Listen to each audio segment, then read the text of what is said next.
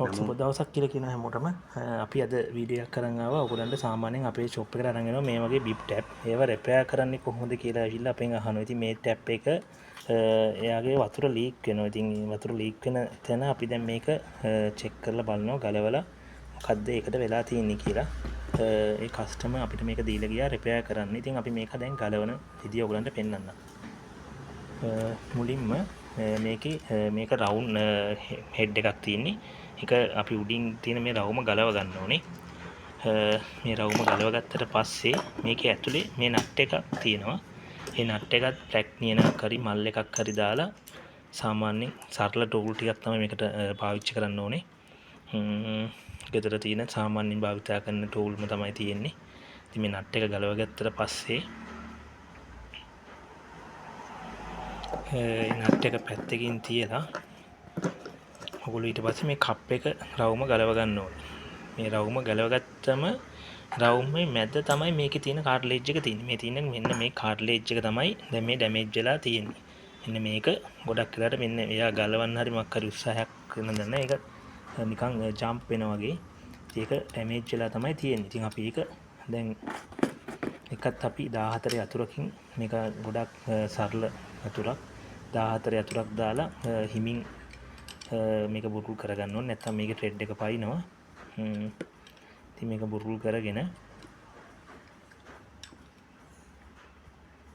ඔයගලන්ට මෙන්න මේ කාට්ලේජ් එක අපි ගන්නවා එළියට.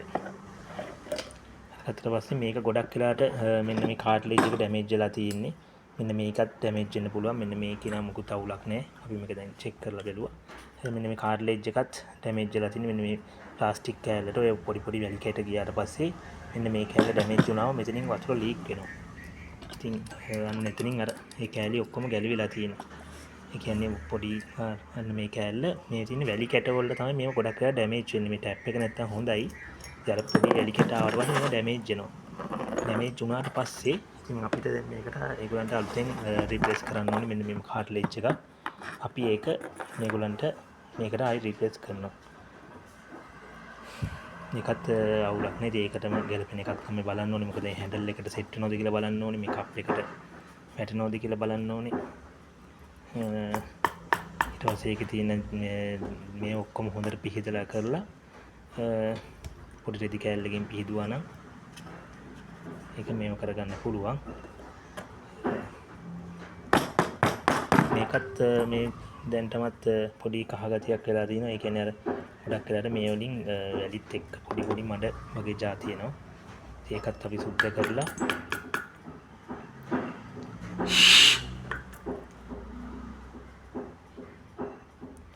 ඊට පස්සේ මේ කෑලි ටික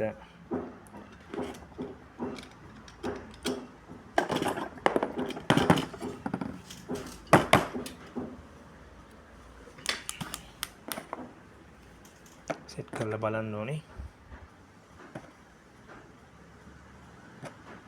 ඇවිල්ලා වතුර එන්න තැන ඊට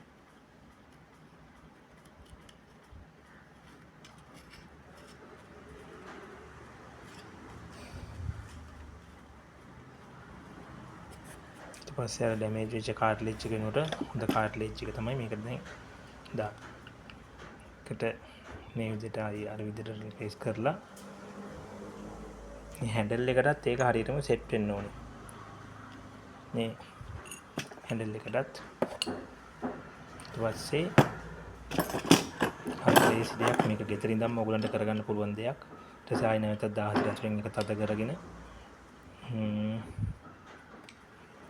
මේක කාගාවටත් යන්න උවමනාවක් ඇත්තෙම නැති දෙයක්. සරලව කරන්න පුළුවන්. ගෙදර වතුර ලීක් වෙනවනම් මෙන්න මේ වගේ කලව ගත්තනම් ඔයගලන්ට මෙන්න මේ වගේ නැවතත් අර ටික හරියට රිප්ලේස් කරලා මේව කරගන්න විතරයි තියෙන්නේ. ඉතින් රුපියල් 900කින් කරගන්නත් පුළුවන්. ඉතින් 900ක් වගේ දෙයක්. ඉතින් මේ වීඩියෝ එකෙන් අපි මේකෙන් ඔයගොල්ලෝ දැනුවත් කරේ මේක සරලව කරන්න පුළුවන් දෙයක්. ඔයගොල්ලන්ට අවශ්‍ය නම් අපේ ෂොප් එකට ඇවිල්ලා උනත් මේක රිපෙයාර් කරගන්න පුළුවන්. අපි ගාව ඒ වලට කාට්ලේජ් එක තියෙනවා නම් අපි ඒ තියෙන බඩු ටික දාලා හයි කරලා දෙන්න.